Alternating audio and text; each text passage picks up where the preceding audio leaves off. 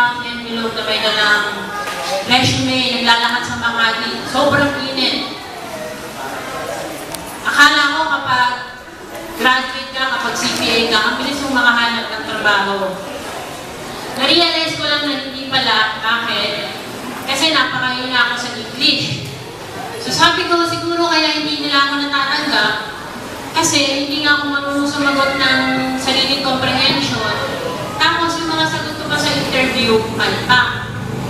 So yung mga kasabayan ko na nakagraduate, nasa top peers, SGB, Makitponanan, mga malalaking company, samantalang ako, nasa maliit na kumpanya, ang sahod sobrang haba, 6,500 pesos kada buwan. Minimum yun. Si Brock sumasahod ng more than ano eh. Tapos, pinakapasok na ako sa trabaho. Akala ko napakadali lang maging mataas yung position mo.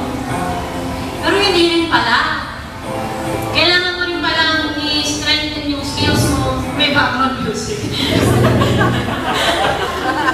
Parang talaga maalala mo kaya. Eh, ako. Definitely. Eh, akala ko madali rin na makakasama, mataas na position, madali nga makakalipat ng mababang kumpanya, mataas na kumpanya. Hindi rin pala.